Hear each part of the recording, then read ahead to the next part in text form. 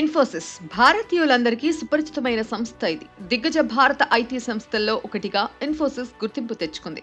కేవలం $350 పెట్టుబడితో ప్రారంభమైన ఈ సంస్థ వేల కోట్ల సామ్రాజ్యంగా ఎదిగింది. ఇన్ఫోసిస్ ఈ స్థాయికి చేరడంలో నారాయణమూర్తిది ప్రధాన పాత్ర. ఐఐటి కాన్పూర్ లో మాస్టర్స్ డిగ్రీ చేసిన నారాయణమూర్తి ఆ తర్వాత ఐఐఎం అహ్మదాబాద్ లో పనిచేశారు. కొన్నాళ్లకి ఉద్యోగాన్ని వదిలేసి ఐటీ రంగంలోకి అడుగుపెట్టారు.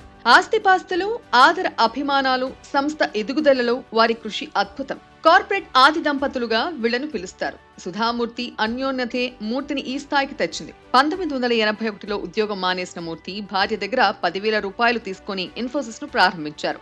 4 ఏళ్లు తిరిగేసరికి ఇన్ఫోసిస్ పెద్ద సంస్థగా అవతరించి 2 లక్షల మందికి ఉద్యోగాలు కల్పించే స్థాయికి ఎదిగింది. ఆయన కూడా ఊహించని రీతిలో దేశంలోనే రెండో అతిపెద్ద ఐటీ సంస్థగా రూపొందింది.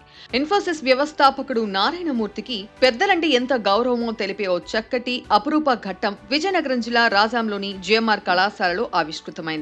ఆదివారం జిఎంఆర్ ఇంజనీరింగ్ కళాశాల సిల్వర్ జూబ్లీ వేడుకల్లో నారాయణమూర్తి ముఖ్య అతిథిగా పాల్గొని ప్రసంగించారు.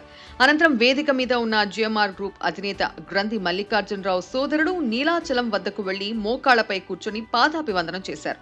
వేడుకకు హాజరైన వేల మంది విద్యార్థులు, ప్రముఖుల్లో ఈ అపురూప ఘట్టం స్ఫూర్తిని నింపింది. పెద్దలంటే ఆయనకున్న గౌరవం ఎదిగే కొద్దీ ఒదిగి ఉండాలనే విషయాన్ని చెప్పకనే చెప్పారని సభికులు హర్షధ్వానాలు చేశారు. ఇదే వేదికపై జిఎంఆర్ గ్రూప్ అధినేత గ్రంథి మల్లికార్జునరావుతో పాటు ఆయన సోదరులు నీలాచలం, చిన వెంకటరాజు, ఈశ్వర్రావు నారాయణమూర్తిని సత్కరించారు.